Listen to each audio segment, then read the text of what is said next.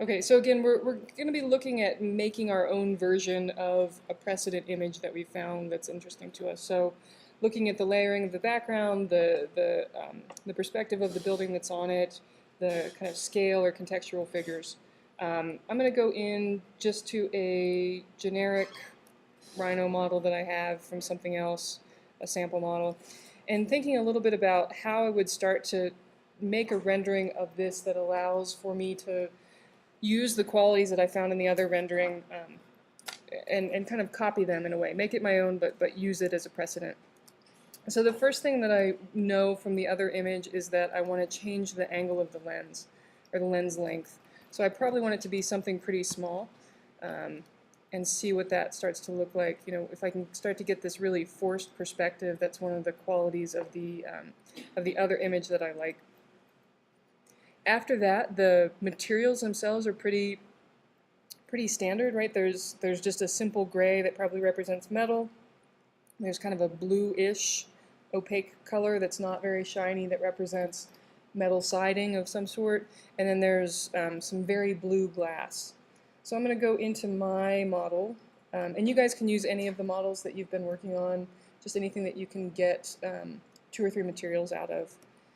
And I have it organized by layer, but I'm just I'm gonna apply some materials. I'm working in V-Ray. Again, you can work in whatever program you prefer.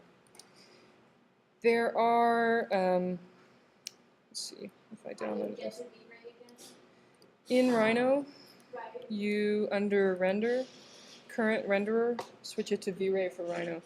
And you should get this toolbar to pop up if it, I don't think it's working right now on yours on Rhino 5. Don is looking into this. So for the meantime, you can go in here under the V-Ray dropdown and go under Material Editor and you can bring up the materials. So the last time we talked about creating your own material, you can go in and make a standard material. This might be all I would need at this point for this particular rendering because it's fairly simple. It's not very photorealistic. But you can also go in, I'm just right-clicking, and I can load material collection. On the V-Ray website, I'm just going to Google V-Ray material collection Vismat, which is the extension for material types. Under this one, this Vismat material collection, 140 free high-quality materials, you can click on that and download, and you'll get a bunch of standard materials. Just go to the site, scroll down to the bottom, click here to download, download it, save. I think I did it on a different computer earlier. Let's see. Here they are. So here's my Vismat collection. So there's paint and cloth and glass and leather and all sorts of different stuff. So I can go into V-Ray now and load materials rather than having to make my own. So if you have your toolbars, click here on Material Editor, and if not, go under here to V-Ray and Material Editor. Under the materials list, right-click, load material collection, and I just have mine on my desktop. V-Ray materials. And when you unzip it, you get Vismat material collection, hit OK. It'll take a second, but it'll load all those materials in for you, and then at least you have something to work from.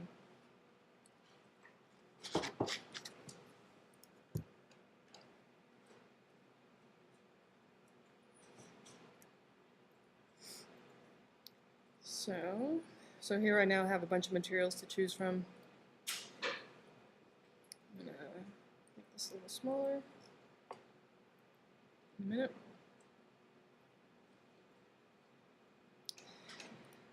So remember that we apply materials in V-Ray by having, one of the ways to do it is by having objects selected. So I'm going to go in and select everything that's on this layer that I have set up as metal. And then I can go in, find a material that I like, say brushed steel, right-click on it and apply material to selection. I'm going to do the same thing. Go in and select everything that's glass. I'm going to deselect everything else first, sorry. Select everything that's glass. go into my material editor, find some glass that I can work from, and you can go in. And adjust all of these materials. A lot of times it's easier to start with something that's close. And I'm going to click on blue glass and see what it looks like here.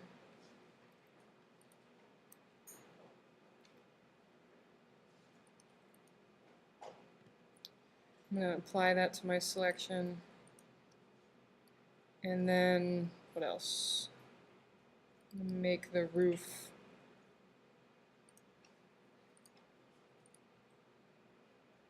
some other material. Just going to make it generic metal. And I'm going to close out of my material editor. If I switch into a rendered view in V-Ray, I should be able to see what some of those things look like. My glass is very translucent, transparent, and somehow my red material, which is the roof, is red. So I'm going to go in and change that to something else. Rusty metal. Just to get something to work from, right? Ooh, that's scary. And what is this? Columns, metal.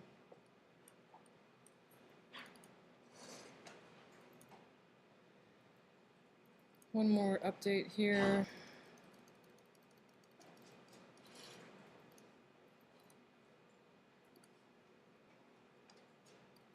Okay. So I've got a couple different materials showing up now. Oh, and I'm going to make the site something. Let's make it something that we can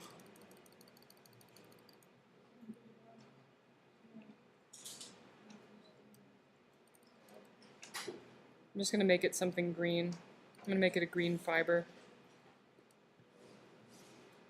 You guys doing okay? I'm going to move it down a little bit.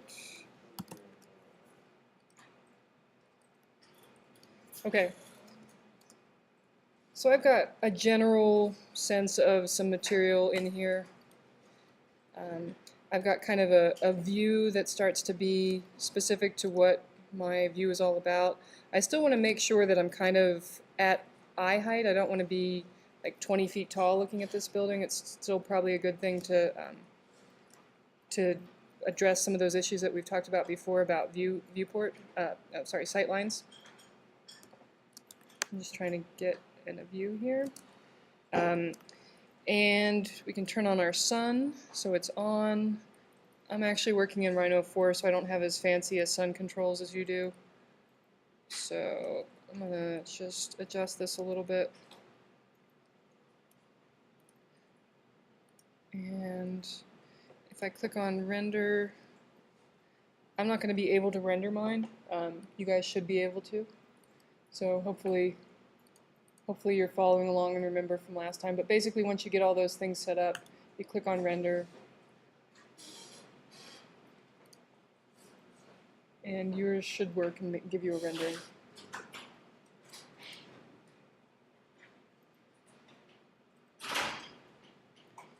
So I'm going to grab an image from something else just to have something to work from.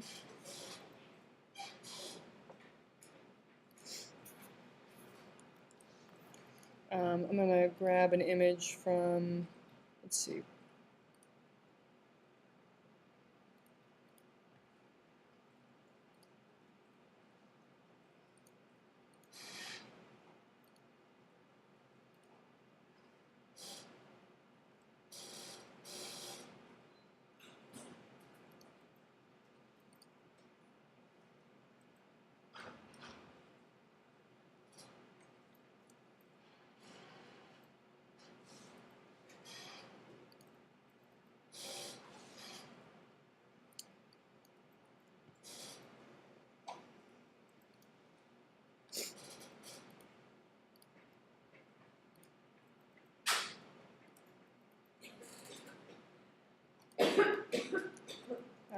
so this is just something, doesn't have quite the same qualities, but I can start with a simple rendering from Rhino.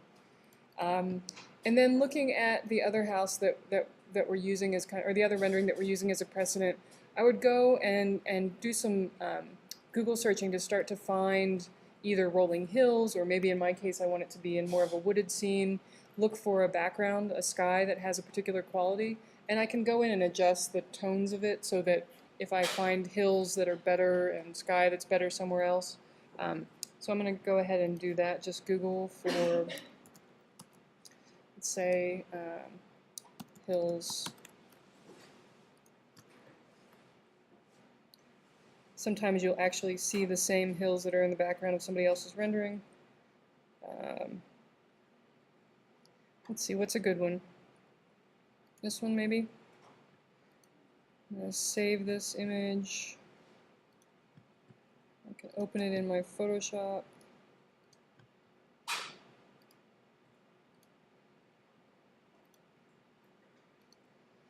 And so one of the qualities in here that I really liked was this overlaying of parts of images that kind of made it look like it was, you don't have to do it anymore because all digital cameras do panoramas for you, but usually if you wanted to take a picture that was bigger than the view that you could get out of one photograph, you would take a bunch of pictures and kind of stitch them back together.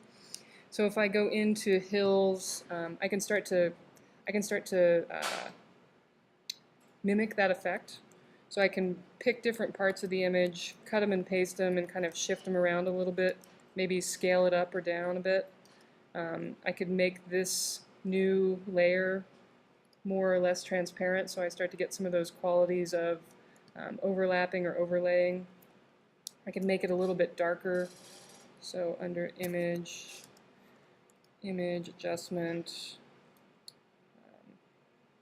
I could make it a little bit darker and start to get some of that tiling effect. I also like in the original image that it had, it didn't have a consistent background or consistent border, so I'm going to go in here and change the canvas size, which is not the image size itself, but the kind of page that you're working on. So I'm going to make this bigger in both directions. So I've got kind of a white border around it now. I can start with that same layer, start shifting things a bit. Maybe I don't want it to be quite so transparent. It should look like it's lining up a little bit better.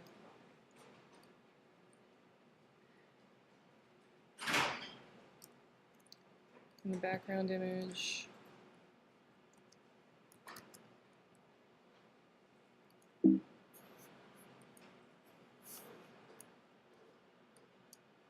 Okay.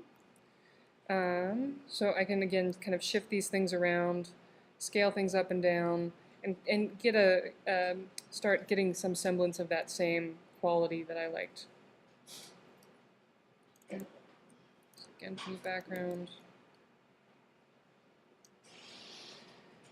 On top of that, I'm going to grab my image that I had rendered from Rhino, and I want just the building. I don't really want the kind of white background or the grass.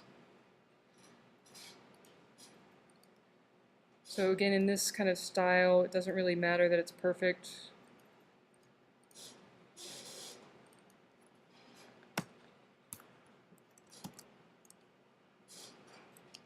Let me get rid of this.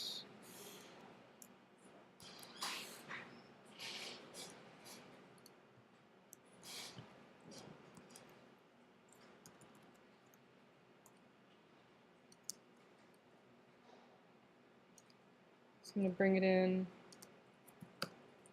when you're cutting it, when you're selecting that, you're just holding down Shift to select multiple spots, right? Yeah, Shift adds to and Control subtracts from a selection. And sometimes I select, if I'm trying to select a building and it's on a white background, it's easier to select the white background than it is the building. So I'll select the white background and then hit Invert, which is Control-I or Command-I, depending on what you're working in, or under Image Selection, under Select, sorry, Invert, somewhere in here. I use the shortcuts now, I never remember where anything is. Somewhere it says Select and you're allowed to invert. Oh, here we go. Command or Control-I. So that's what I did with this guy. So I just bring the building in, and again, from my kind of precedent image, it's not really sitting on the ground, it's kind of in front of the ground. So I'm gonna mimic that a little bit in my project here, my rendering. I'm gonna get rid of this little piece of white. I might want to start playing around with the tones of things. So I can make these, I'm going to turn this background layer into a regular layer, and I'm going to link these guys, and then I can adjust, oh, I don't think you can adjust it once they're linked. I'm going to put them in a folder.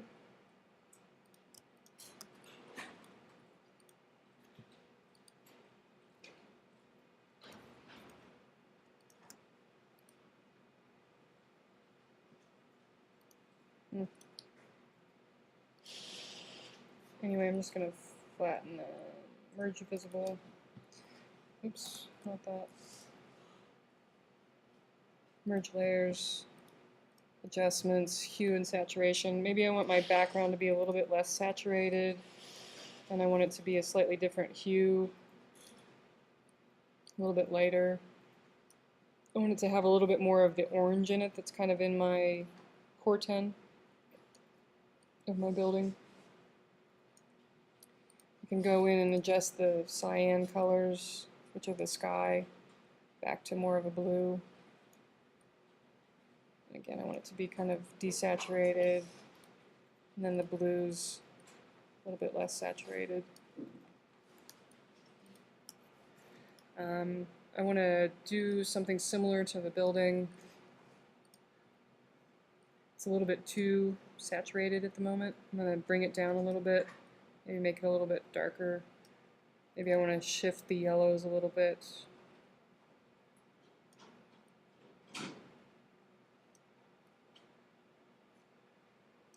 So that it all starts to work together, even though it's definitely not the, it doesn't look like that building is sitting on the ground. It's just kind of in the site. It's in that context. And then, you know, again, from my precedent image, there are some people here that are kind of ghosted on top of the image. The nice thing about them in this context is that they're a really nice, it's a little hard to see on the screen, but they're this great magenta color. And so they really bring a nice pop of color to the overall composition. And the blimp is also magenta.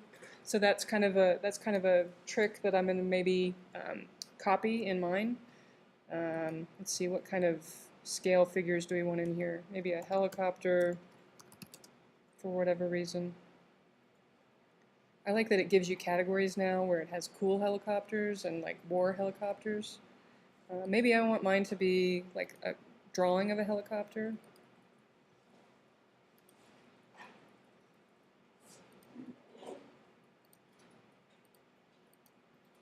So it becomes even more kind of abstracted. So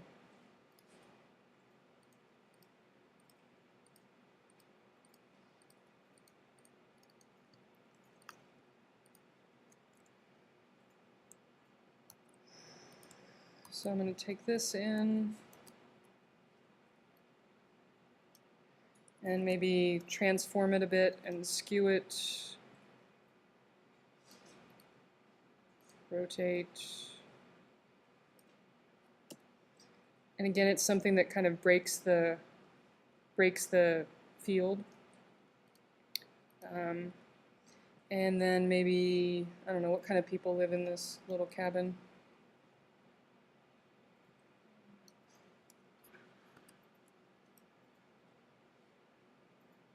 Let's say, I don't know, it's a cowboy. Well, real cowboys. You might get into some not made for. Let's have Indiana Jones here.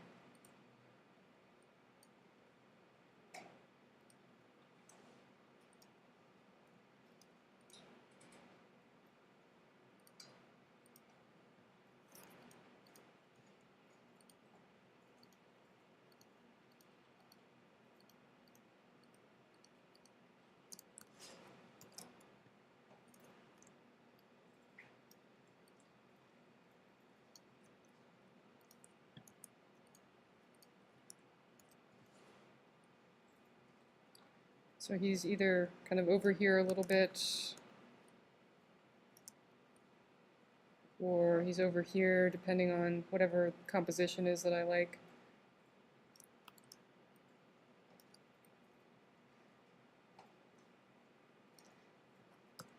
And maybe, maybe you pull a few cues from the landscape, and so I might go out and find another tree that looks kind of like this and maybe add that into the composition. But just in a couple of minutes I've been able to make something that represents some quality of the context that this building would be in without it being at all photorealistic, right? It gives you a gestural kind of sense of what it feels like to be in that space. Gives you a little bit of a sense of scale. This helicopter thing is a motif from the Precedent, so I would be a little bit careful about randomly putting in cool stuff. Although I think this is an interesting image. I think that their work has to do a lot with obviously mobile architecture or portable architecture, and so I think it's really intending to show this building is completely off the grid. So I would want to just be a little bit careful about how I worked on that myself. But hopefully you can start to see a little bit about how, if I were to do the same thing to this image, what would be some of the qualities that I would need to, sorry, that's almost impossible to see on the screen. Let's see, let me grab something else here.